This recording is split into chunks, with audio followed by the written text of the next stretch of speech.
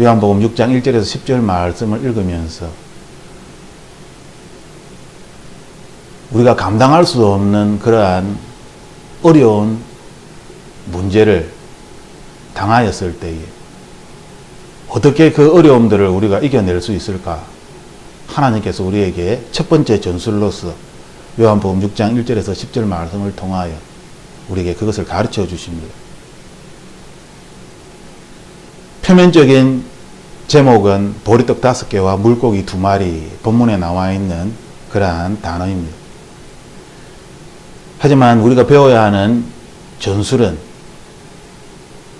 0.01%의 가능성을 예수님 안에서 찾아야 한다는 것입니다. 그 이유는 우리가 믿는 하나님은 죽은 하나님이 아니라 살아있는 하나님이시기 때문에 그 살아있는 하나님이 나의 아버지라면 하나님 아버지께서는 자녀인 우리를 위하여 우리가 어려움을 겪고 있을 때에 반드시 우리를 도와주실 것입니다. 그러므로 자녀인 우리들은 0.01%의 가능성이라도 하나님 앞에서 반드시 찾는 그러한 자각, 그러한 마음을 가져야 하는 것입니다. 즉 살아계신 아버지를 우리가 믿어야 하는데 많은 사람들이 자신이 감당할 수 없는 어려움을 겪게 되면 하나님을 믿는 것이 아니라 그 아버지를 믿는 것이 아니라 그 감당할 수 없는 시험에 무너져 버립니다. 그래서 오히려 내가 이렇게 큰 어려움을 겪고 있는데 내가 그렇게 믿었던 하나님 아버지는 나를 도와주지 않는구나. 내가 뭔가 하나님께 큰 죄를 지었는가 보다. 그래서 하나님께서 나를 버렸는가 보다. 라고 생각하며 하나님을 떠나버립니다. 그리고 다른 우상을 찾아서 아니면 자기 자신을 포기해버리는 마귀에게 사로잡혀버리는 그러한 선택을 하는 것이지. 그러므로 우리는 2022년 첫 주간을 맞이하여 이 첫 주일에 우리는 앞으로 우리에게 닥쳐질 0.01%의 그러한 예기치 못하는 그러한 상황에 대하여 우리는 그 누구도 어려움을 겪고 싶지 않아 합니다. 그래서 우리는 살아갈 때 설마 내가 큰 병에 걸리랴, 내가 설마 사업적으로 실망하랴, 내가 설마 어떤 인간관계에서 큰 어려움을 겪게 될까? 지금까지 이렇게 내가 열심히 했고 정말 지금까지 내가 최선을 다해서 지금 이렇게 되었는데 우리는 좋은 것을 생각하며 절망적인 상황을 절대 생각하지 않습니다. 더 좋은 것을 바라보며 더 열심히 최선을 다하여 살아가려고 하는 것이죠. 하지만 우리가 생각해야 할 것은 이 세상을 살아갈 때 우리는 예기치 못하는 어려움을 겪게 됩니다. 그 예기치 못하는 어려움 가운데에 그 상황에서 우리는 0.01%의 가능성이라도 우리가 생각할 때는 도저히 방법이 없지만 방법이 없음에도 불구하고 우리가 믿는 하나님께서 살아계신 하나님이시기 때문에 그 살아계신 하나님을 우리는 바라보며 0.01%의 가능성이라도 붙잡아야 하는 것입니다. 예수님의 옷자락이라도 옷소매라도 붙잡으면 내가 주님의 옷자락이라도 만지기만 하면 0.01%의 가능성이라도 주님 안에서 우리는 반드시 찾아야만 하는 것입니다. 오늘 그 말씀을 주님께서 하시는 것입니다. 내 생각에는 도저히 방법이 없다. 실제로 방법이 없습니다. 불가능합니다.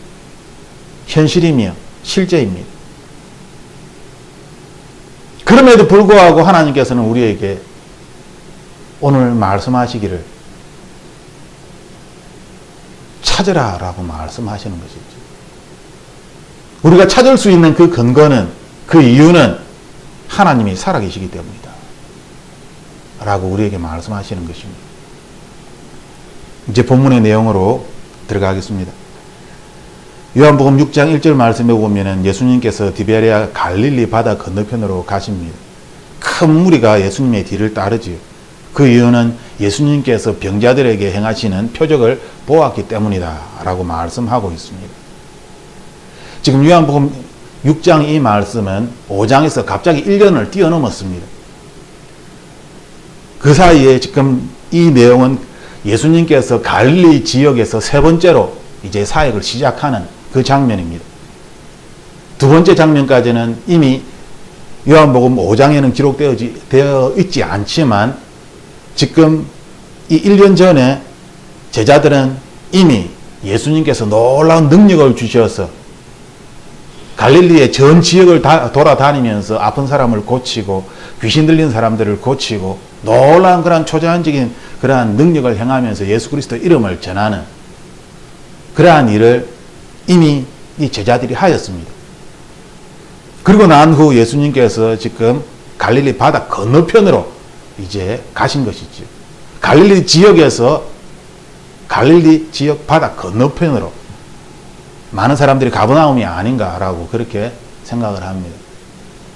어쨌든 건너편으로 가셨다라고 그렇게 말씀하고 있습니다. 이것이 중요한 이유는 지금 이 오병이어의 이 장면에서 제자들이 아무것도 모르는 또한 아무 능력도 경험하지 아니한 그러한 것이 아니다라는 것입니다. 그는 예수 그리스도 이름으로 이미 많은 사람들을 고쳤고 많은 기적을 그들이 직접 경험하였습니다. 그러한 상태에 있다는 것입니다. 그 상태에서 지금 6장 말씀을 지금 하십니다. 많은 사람들이 또한 제자들이 그러한 것을 하였기 때문에 많은 사람들이 예수님의 뒤를 쫓아 사람들이 하나님을 믿는 이유는 초자연적인 능력을 기대하기 때문입니다. 예수님께서는 그러한 초자연적인 표적들을 능력들을 사람들에게 보여주셨기 때문에 많은 사람들이 예수님을 쫓게 된 것이지. 그러므로 어떤 목사들이 이야기하는 것처럼 기독교 신앙에서 표적이 중요한 것이 아닙니다. 말씀을 믿는 것이 중요한 것입니다. 주님의 말씀을 우리가 믿을 때에 우리는 구원을 받게 되는 것입니다. 그러므로 표적을 쫓지 마십시오. 그렇게 할 때는 굉장히 잘못될 수 있고 위험합니다. 거짓 선지자를 만나서 거짓 신을 믿을 수도 있는 것입니다. 그러므로 말씀을 믿고 말씀을 읽고 말씀을 외우고 말씀 속에서 신앙생활을 하는 것이 가장 안전하고 그것이 옳은 것입니다. 라고 주장하는 그러한 목사들이 있습니다. 왜 그 사람이 목사가 되었나? 이해할 수 없죠. 사람들이 과연 그러한 신을 찾을까? 종교라는 것은 사람이 할 수 없는 그러한 것들을 신을 통하여서 이루기 위하여 종교를 가지게 되는 것입니다. 그런데 그러한 어떤 표적과 같은 초능력적인 초자연적인 힘을 신에게서 찾지 마십시오. 단지 말씀만 열심히 읽고 말씀 안에서 그냥 나는 구원받은 자로서 그렇게 신앙생활을 하는 것이 가장 좋은 것입니다. 그것은 종교의 특성을 무시하는 것이죠. 사람들이 신을 찾는 이유는 오늘 본문의 말씀처럼 표적을 보았기 때문입니다. 그래서 예수님을 쫓아가는 것이죠. 지금 시대도 동일하게 사람들은 기독교인에게서 우리와는 세상 사람들과 다른 그러한 모습을 보려고 합니다. 그런데 기독교인들이 그러한 이야기를 하지 않는 것입니다. 그러한 모습을 보여주지 않는 것입니다.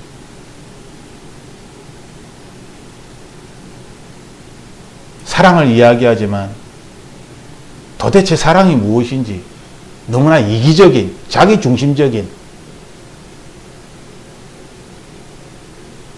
그래서 세상 사람들은 실망을 하고 예수님을 믿었던 사람들도 교회 안에 잘못된 이러한 신앙의 모습을 보며 교회를 떠나고 예수님을 떠나는, 이것이 점점 가속화되고 있습니다. 너무나 많은 사람들이 점점 예수님 곁을 떠나고 있습니다. 그러면 이렇게 이야기합니다. 떠나는 만큼 또한 예수님을 믿는 사람들도 굉장히 가파르게 늘고 있습니다.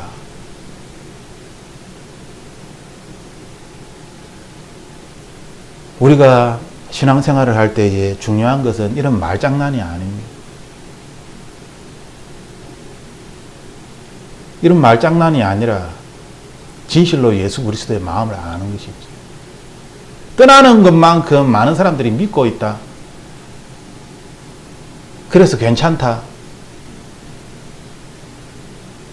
우리가 성경 말씀을 읽어보면 하나님께서 한 영혼을 얼마나 귀중하게 여기는지, 한 영혼이 천하만큼, 이 세상만큼 한 영혼이 귀하다라고 주님께서 말씀하시는데, 이 한 영혼이 아니라 얼마나 많은 사람들이 예수님의 곁을 떠나고 있는데 더 많은 사람들이 믿고 있기 때문에 괜찮다. 그러한 논리는 정말 우리를, 하나님을 믿는 사람들을 화나게 하는 그러한 논리죠.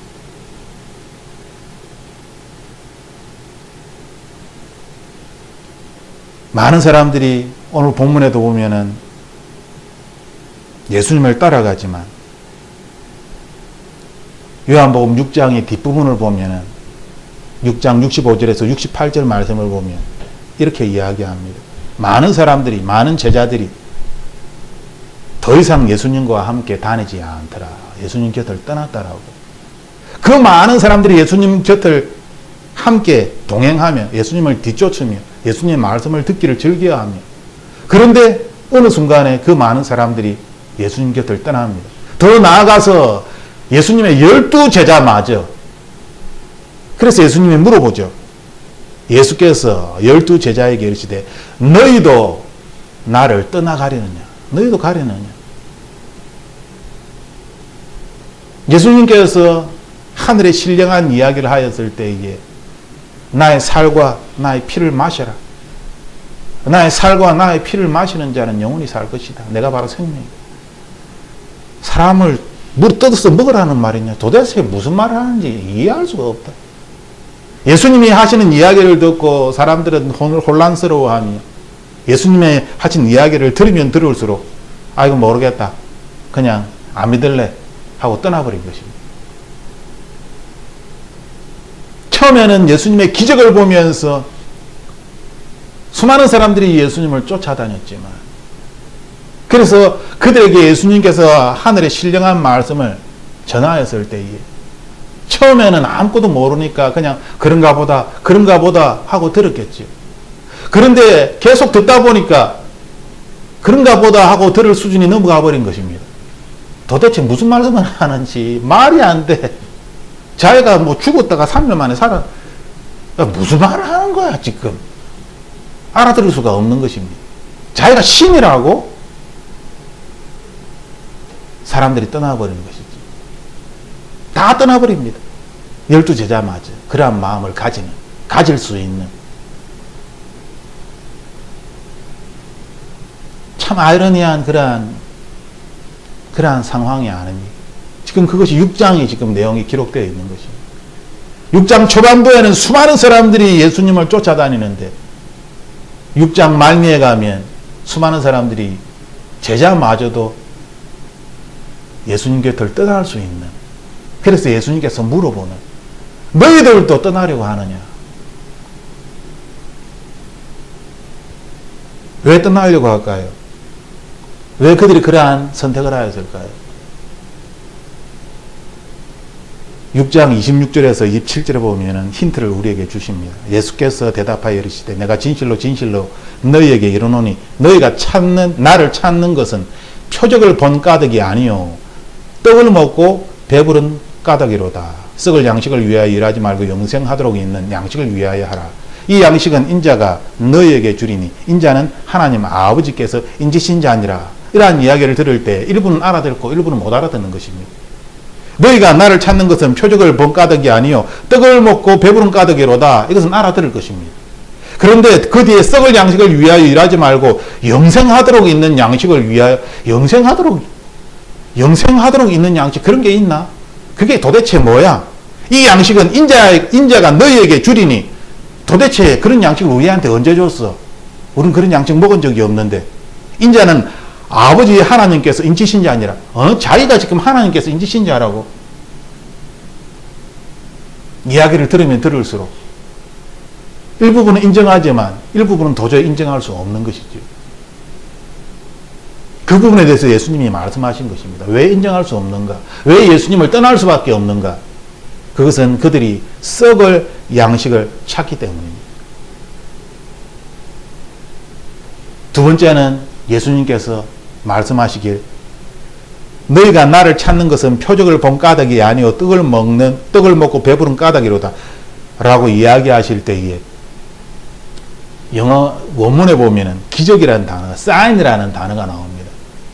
개역 성경에는 이 부분에 대하여 표적을 본 까닭이 아니요 라고 되어 있지만, 원문에 보면은 표적에 대한 이해를 하지 못했기 때문이다. 표적을 보았지만 왜 예수님께서 표적을 보여주셨는지, 놀라운 오병이의 기적을 왜 보여주셨는지, 왜 이러한 것을 하는지, 그것을 이해하지 못하기 때문에, 그들이 이해하는 것은 그냥 배불리 먹었다는 것입니다. 와, 어떻게 보리떡 5개와 물고기 2마리로 이 많은 2만 명이 넘을 것 같은 이 사람들을 이렇게 먹일 수 있을까? 와, 신기하다. 어떻게 이런 일이 일어날 수 있지? 정말 신기해. 내가 저분을 내가 믿고 쫓아가면 나는 굶어 죽지는 않겠구나. 내가 저분을 쫓아가면 내가 아무리 병들어도 저분이 그냥 기도하면 나을 거니까 나는 건강하게 살 수 있겠구나. 내가 저분을 쫓아가면 내한테 어떤 문제가 생기면 저분이 이야기만 하고 기도만 하시면 그 문제가 다 해결되겠구나. 그래서 예수님을 쫓아가는 것이지. 현실적인 양식을 얻기 위해서, 그 문제를 해결하기 위하여. 예수님께서 왜 이런 표적을 행하시는지 그 이유에 대해서는 전혀 생각하려고도 하지 않습니다. 그들이 직접 그 표적의 대상이 되어서 오병이어의 이 놀라운 기적을 직접 경험하였음에도 불구하고 당사자입니다.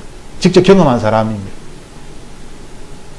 그럼에도 불구하고 이 오병이의 이 놀라운 물고기 5개와 물고기 2마리와 보리떡 5개로 이 수많은 사람들을 먹게 된 이 기적에 대하여 당사자임에도 불구하고 그냥 신기하다라고, 오히려 그들이 생각하는 것은 더 예수님을 쫓아다녀야지, 그럼 내 문제가 해결될 거야.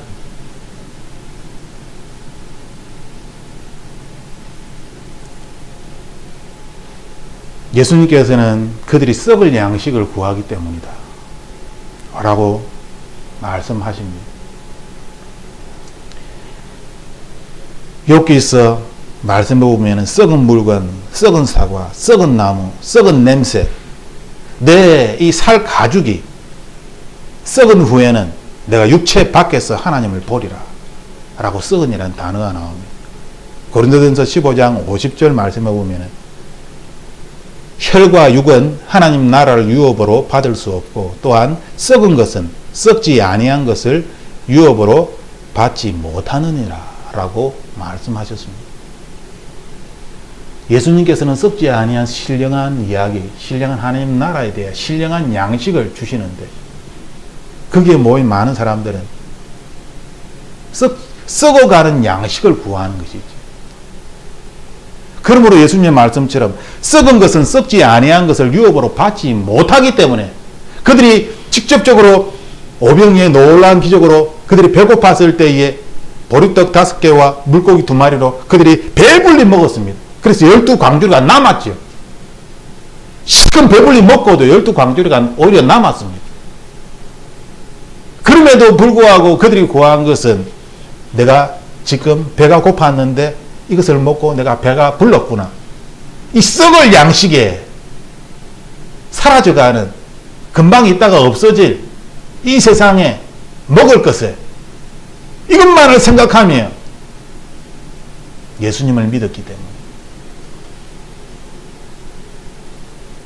그들은 썩지 아니하는 하나님 나라를 알지 못하였고 이해하지 못하였고 결국 예수님을 떠날 수밖에 없는 것입니다. 무서운 사실이죠. 우리에게도 동일하게 적용되는 무서운 말씀입니다. 지금 이 시대에 많은 사람들이 교회에서 예배를 드립니다. 지금 이 시간 동일하게 수많은 예배 처소에서 예배를 드리고 있겠지요. 무엇을 위해 그들이 예배를 드릴까요? 무엇을 하나님께 기도하고 있습니까? 하나님께 기도하는 내용이 이 세상에 썩어질 것이 아닙니까? 나의 자녀를 위해서 기도한다. 나의 자녀는 영원토록 살 것입니까? 죽지 않습니까? 나의 자녀도 썩어져갈 육체 가운데 살고 있는 것입니다. 우리가 구하는 대부분의 것들이 영원한 것이 아니라 이 세상에 썩어져갈 양식을 위해 우리는 하나님께 구하고 있는 것입니다. 이렇게 썩어져갈 양식을 하나님께 구하는 사람들은 썩지 아니할 것을 유업으로 받지 못한다라고. 그래서 결국 그들이 예수 그리스도의 말씀을 들으면 들을수록 오히려 예수님을 떠날 수밖에 없는 무서운 사실을 우리에게 말씀하고 있는 것입니다.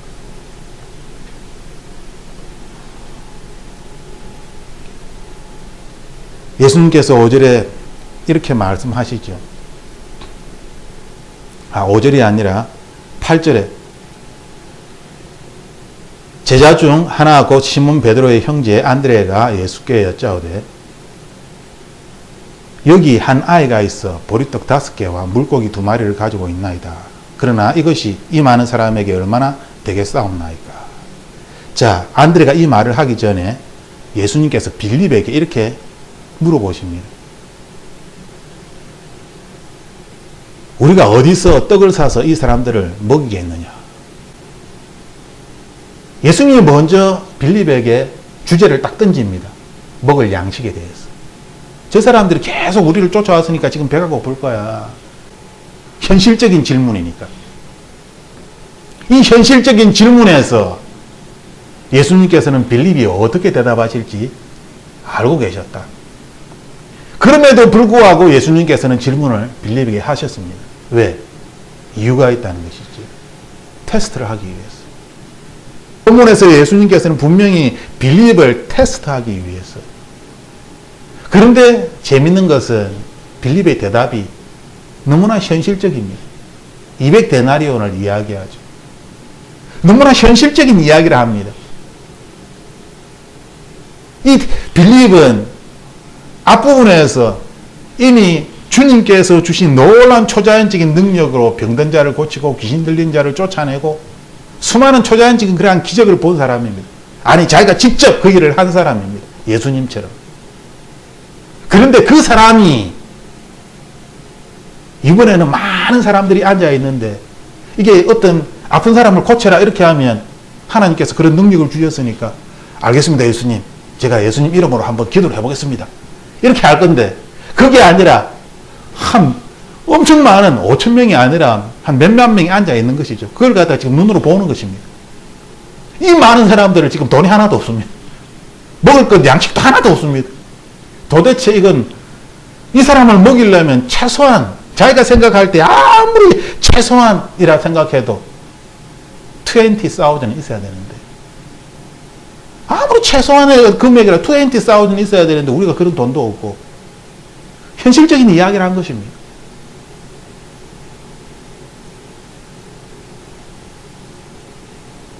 여기에서 우리는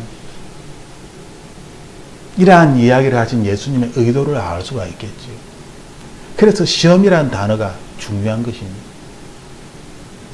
이 예수님의 질문은 누구를 위한 것입니까? 빌립을 위한 것입니다. 빌립은 지금 예수님의 이 오병이어의 이 사건에서 이 질문이 계속 머리에 남아있을 것입니다. 그렇지 않겠습니까? 그때 그 많은 사람들한테 오병이어의 놀라운 기적을 보면서 빌립은 야, 나는 돈 200데나리온 한 20,000 있어야 되는데 이렇게 이야기했는데 예수님은 지금 보리떡 5개하고 물고기 2마리로 이 사람을 다 먹였어? 이게 도대체 나는 지금 뭐야? 자기가 한 대답에 대하여서 빌립은 어떤 생각을 하게 될까요? 그래서 예수님은 시험이라는 단어를 쓴 것입니다. 누구를 위해서? 빌립을 위하여서 의도적으로 그렇게 한 것이지. 우리가 자녀가 자라기를 원할 때에 어떤 무거운 돌이 있습니다. 아이가 게임을 하려고 하는데 이 무거운 돌을 치워야 게임을 할 수 있습니다. 이 돌에 큰 돌이 있어가지고 게임을 할 수가 없는 것이죠. 놀고 싶은데 무거운 돌이 딱 막혀 있습니다. 자기의 힘으로는 옮길 수가 없습니다. 그런데 아빠는 운동을 많이 해가지고 막 100kg 넘는 그런 것 아령도 들고 쇳덩어리를 갖다가 100kg 운동하려고 건강하게 살려고 막 운동을 많이 해가지고 막 저 돌점은 쉽게 들 수가 있죠. 그런데 아이는 생각합니다. 자신이 못 들기 때문에 아빠도 이걸 들 수 있을까? 내가 생각할 때는 저 돌이 너무나 커서 아빠도 들 수 없을 거야. 저 돌을 치워야지 내가 놀 수 있는데 저 돌은 내가 생각할 때 너무너무 커. 아빠도 들 수 없을 정도로 너무너무 큰 돌이야. 그래서 인상을 팍 찡그리면서 슬퍼하죠.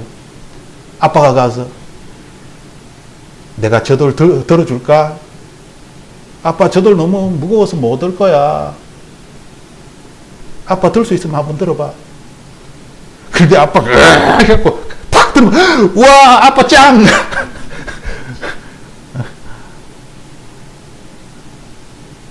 아이들 눈에서 3살, 5살 그런 아이들 눈에서 어른의 세계를 아이들이 알 수가 없죠.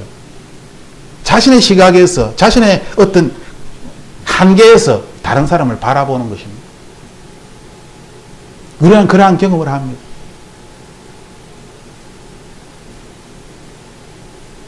그런 것처럼 의도적으로 우리의 아이가 이런 문제에 있어서 누군가 도와줄 사람이 있다. 네가 어려운 문제, 네 힘으로는 할 수 없지만 너를 도와줄 그러한 사람이 있다. 아이가 자라게 하기 위하여 의도적으로 질문을 하고 의도적으로 도와주는. 왜? 그래야지 건강하게 자라니까요. 그래야지 좀 더 폭넓은 시각으로 세상을 바라볼 수 있으니까요. 의도적으로 가르쳐 주는 것이지. 예수님께서는 빌립을 자라게 하기 위하여 의도적으로 시험하신 것입니다. 순전히 빌립을 위하여. 그러므로 우리가 시험을 당할 때에 오히려 감사할 수 있는 것은 그 시험의 기회에 우리가 훌쩍 자라기 때문입니다. 눈 깜짝할 사이에 갑자기 10cm가 크듯이 우리 애가 언제 이렇게 컸는지, 언제 우리 애들이 엄마보다 키가 더 컸는지 1월 1일 날 카톡을 보내니까 언제 저렇게 컸어? 야 너무너무 많이 컸다 야. 못 알아보겠다 야. 그렇게 답장이 오는 것처럼 금방 그렇게 커버리는 것입니다. 그것을 어른들은 알고 있는 것이지. 우리 아이들이 자라야 한다. 분명히 자란다.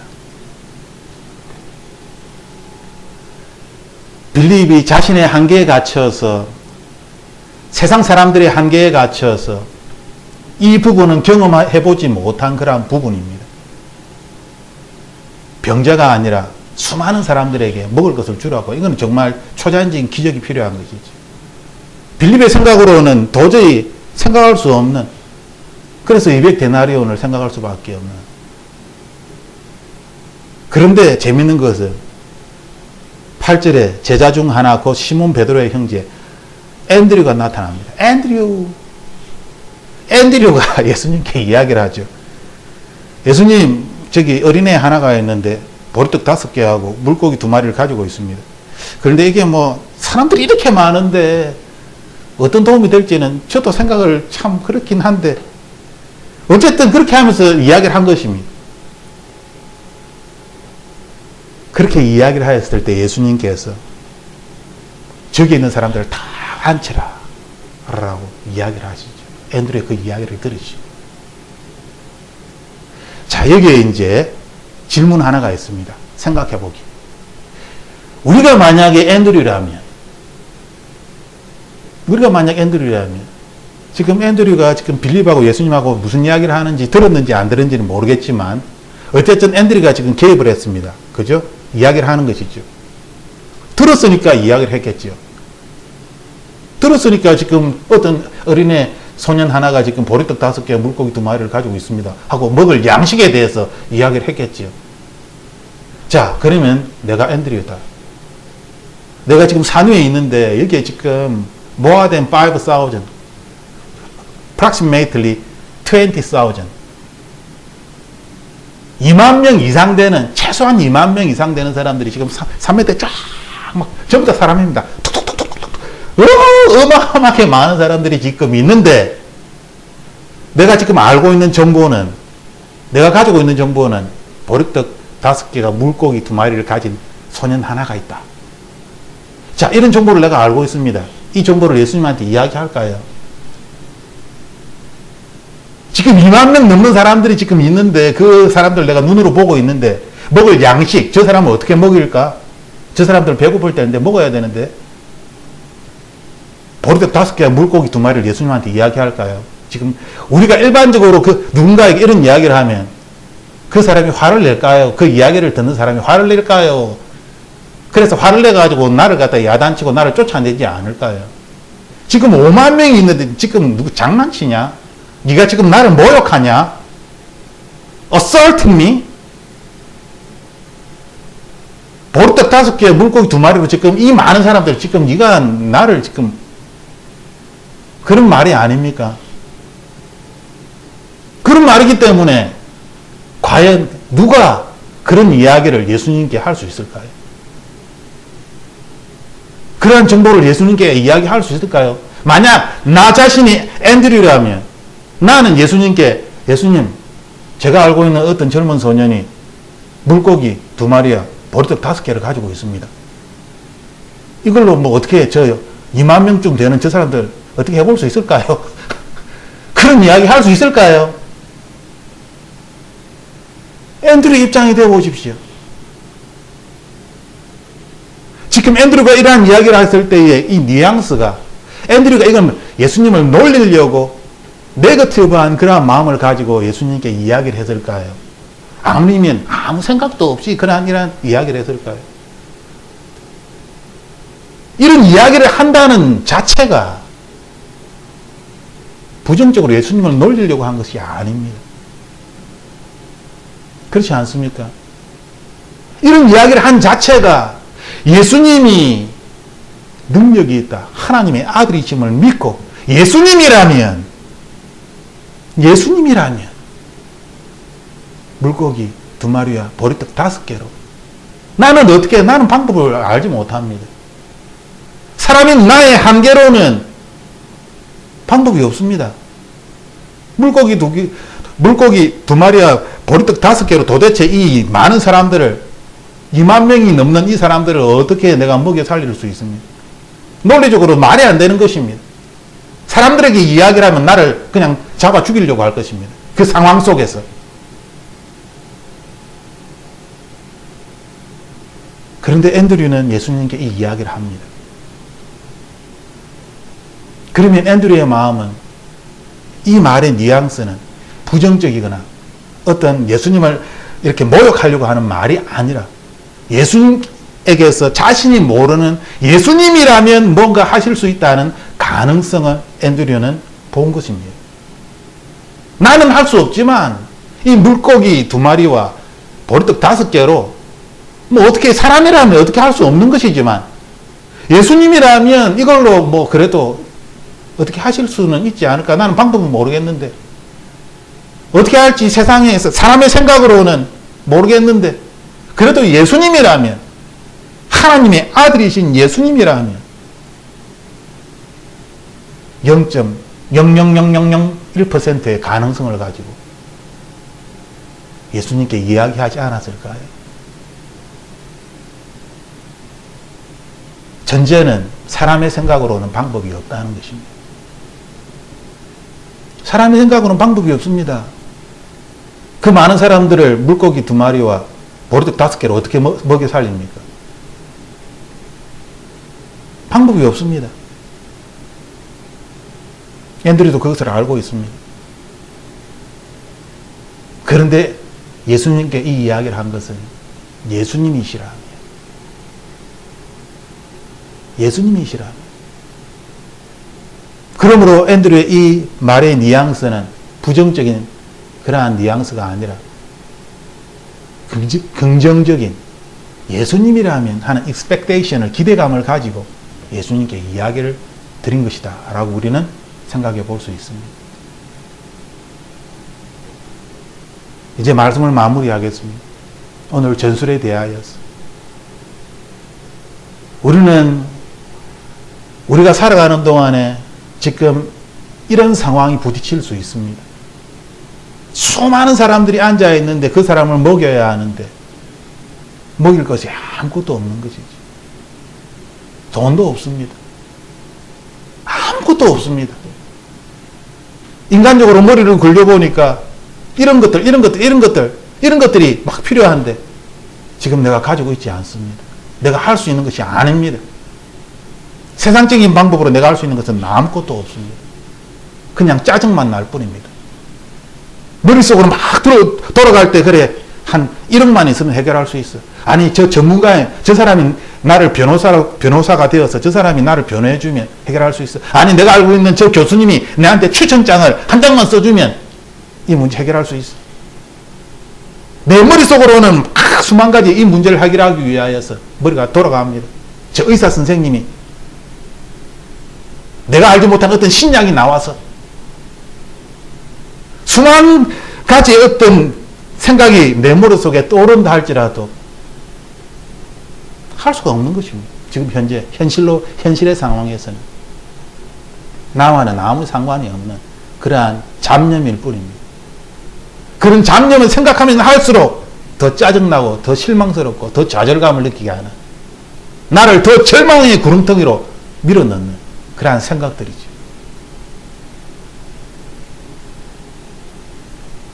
그러한 순간들이 우리 인생에 계속 한 번이 아니라 계속 닥칠 것입니다. 우리가 하나님의 자녀로서 어떻게 그러한 순간들을 이겨낼 수 있을까요? 예수님께서 첫 번째 전술을 우리에게 말씀해 주십니다. 0.01%의 가능성이라도 찾으라는 것입니다. 앤드류는 물고기 2마리와 보리떡 5개를 가진 소년을 찾았습니다. 발견한 것입니다. 어떻게 발견했는지는 모르겠지만 발견하였습니다. 이것으로 세상의 방법으로는 해결할 수 없습니다. 하지만 이 최소한의, 말도 안 되는 이 최소한의, 인간적인 논리로는 말이 안 되는 이 최소한의 것으로 예수님께 기도하였을 때에 예수님께서 그 문제를 해결해 주십니다. 저도 똑같은 경험을 하고 했습니다.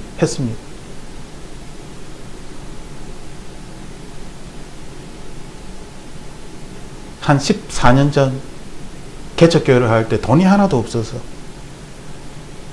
모든 재산의 전 재산 $100 10만 원을 놓고 하나님께 기도드리면서 블레싱 기도를 했습니다. 하나님 이 10만 원을 100배로 축복해 주시옵소서. 그때 제가 잘못했던 건 좀 더 믿음을 크게 가져서 한 100만 배로 이렇게 했어야 되는 것인데 100배로 해가지고 어쨌든 100배로 축복을 기도를 하였을 때 3일이 딱 지나자 전화가 딱 왔습니다. 한 6개월 동안 만나지 않았던 분인데 전화가 와서 이야기를 하죠. 꿈에 목사님이 나타났습니다. 하나님께서 목사님에게 $100에 딱 100배인 $10,000를 주라고 이야기하십니다. 나는 왜 주라고 하는지 이유를 모르겠습니다. 하나님이 이유를 저에게 말씀하지 않았습니다.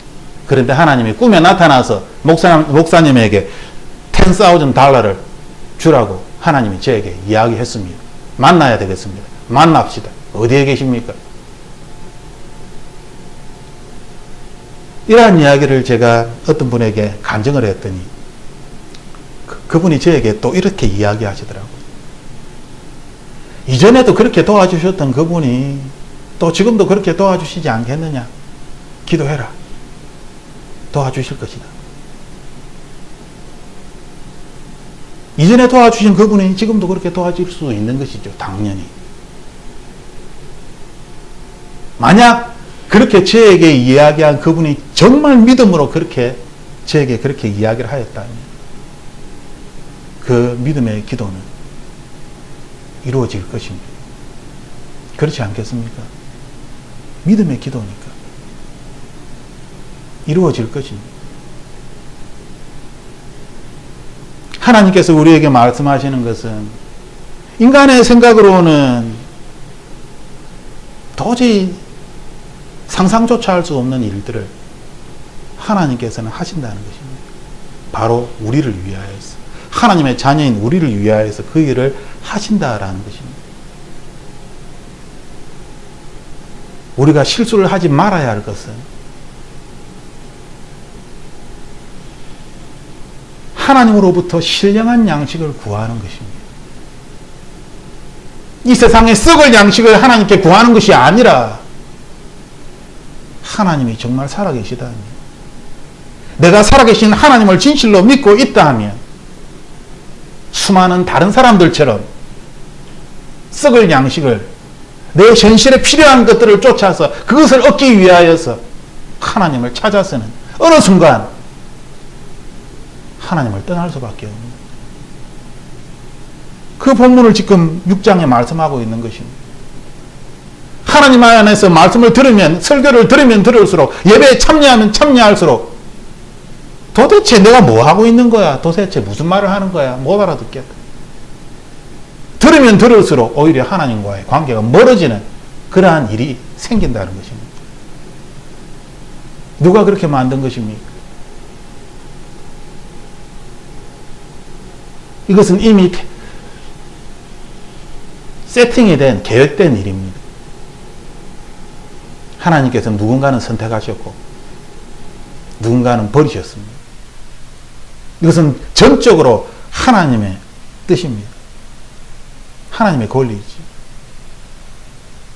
우리는 하나님의 자녀로서 이 세상에 하나님의 피조물로서 우리가 선택할 수 있는 권리가 우리에게는 없습니다.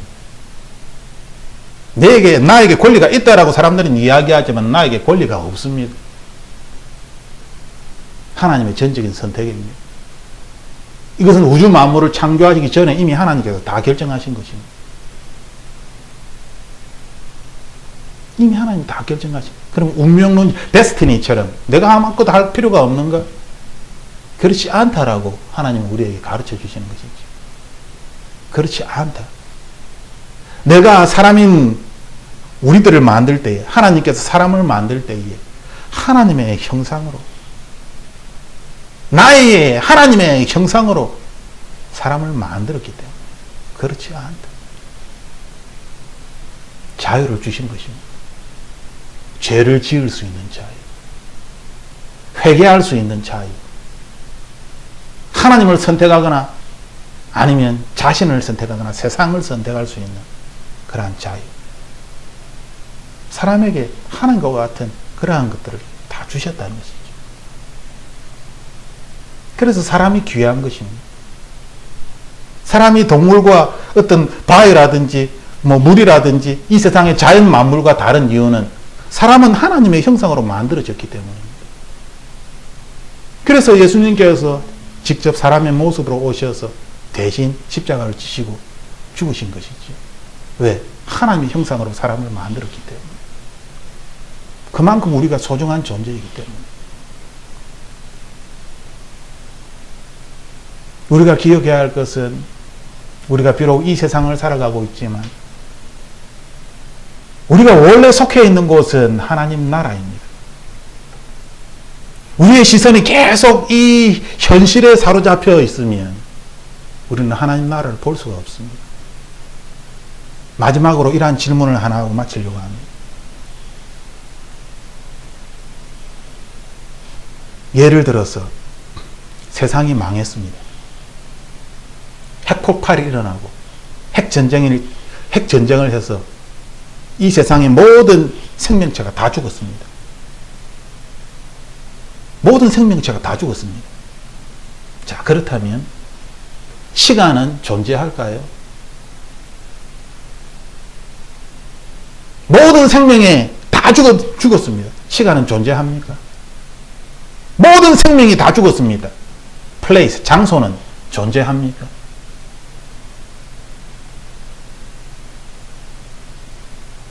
어떻게 생각하십니까? 핵폭발이 일어나서 모든 것들이 다 끝나버렸는데 시간은 존재할까? 모든 것들이 다 무너졌는데 장소는, 공간은 필요할까? 시간이라는 개념은, 공간이라는 개념은 모든 것들이 다 무너진 그 순간에 그 개념은 어떻게 되는 것일까? 여러분은 어떻게 생각하십니까? 모든 것들이 다 무너져 버리면 시간이라는 개념, 공간이라는 개념이 사라져 버리는 거, 그렇게 될까요? 하나님께서 처음에 시작이자 모든 것의 마침이다. 그래서 하나님께서 이야기하실 때 하나님은 영원이다. 시간과 공간을 beyond, 초월하신, beyond time and space. 사람의 생각으로는 알 수 없는 스스로 존재하는 분이시다.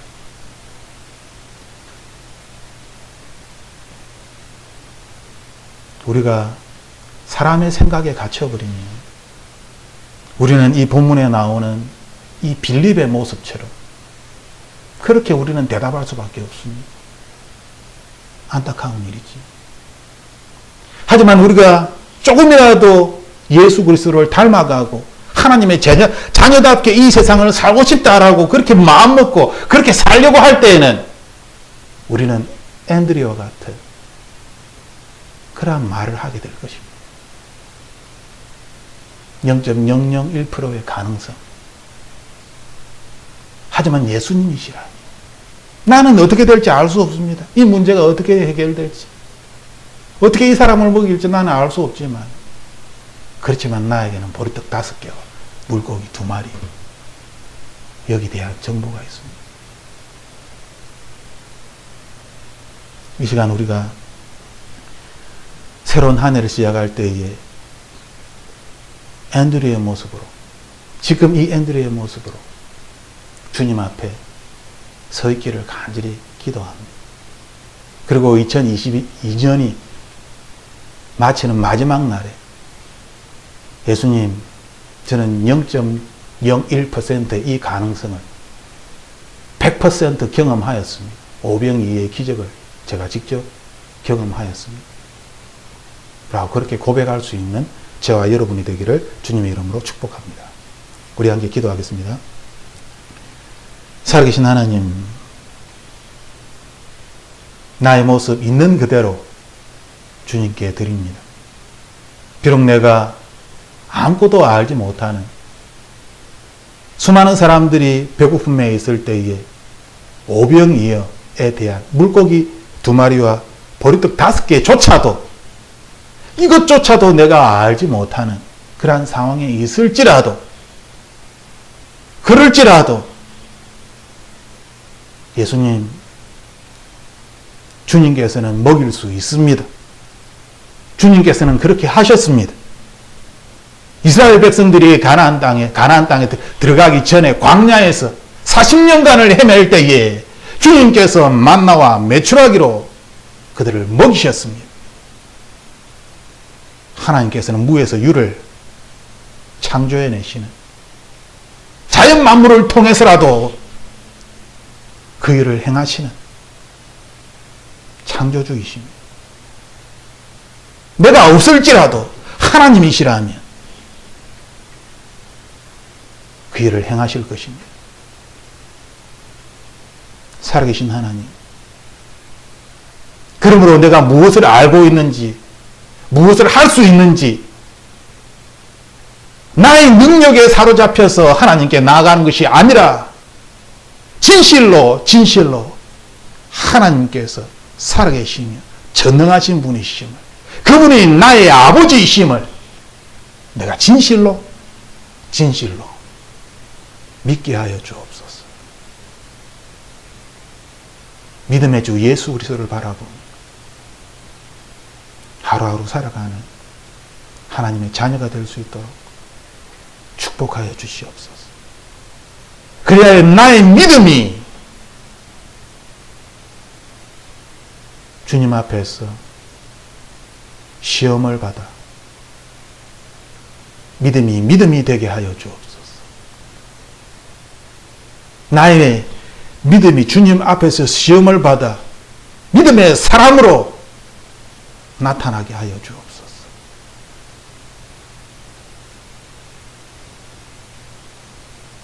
2022년 믿음 가운데 살아가는 하나님의 사람이 되기를 간절히 기도합니다. 하나님의 이 놀라운 돌보심이, 인도하심이 우리에게 있음을 다시 한번 고백합니다. 예수님, 토론토에서의 14년째 살아가는 이 생활, 주님께서 무에서 유를 창조하신 것처럼 저는 돈을 벌기 위해 아무것도 3개월 동안 공장을 다닌 것 외에는 아무것도 없습니다. 그렇지만 하나님께서 무려 13년이 넘게 제 가정을 먹이시고 입히셨습니다. 감사드립니다. 예수님, 다시 한번 믿음으로 나아갑니다. 말도 되지 않는 것이지만 주님께서 인도하여 주시고 돌보심을 믿고 다시 한번 믿음으로 나아갑니다.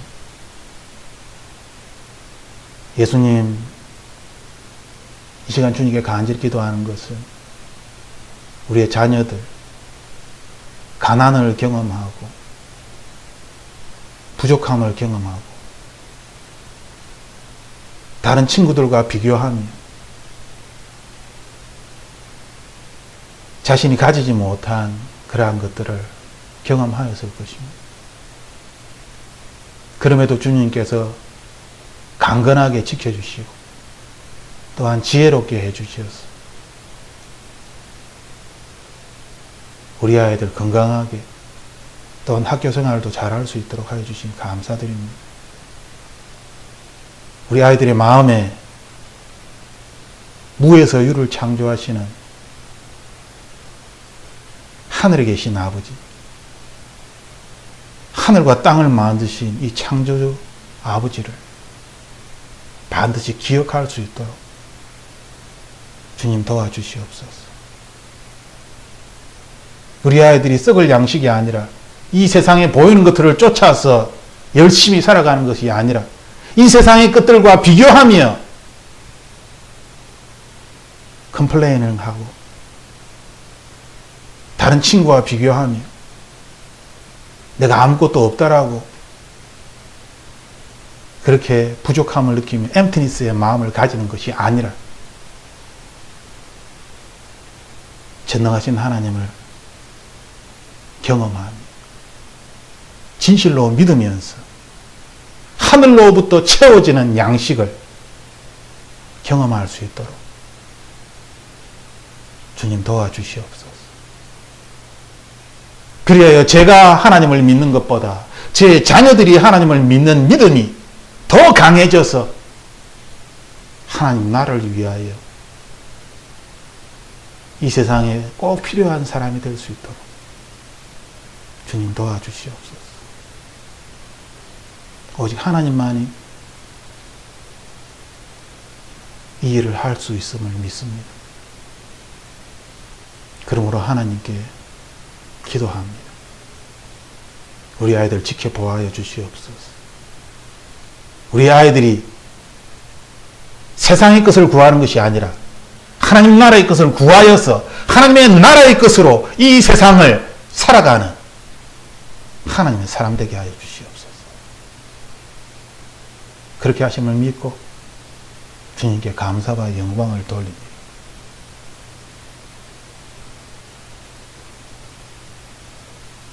언제나 나를 사랑하신 나사렛 예수 그리스도 이름으로 기도드립니다. 아멘.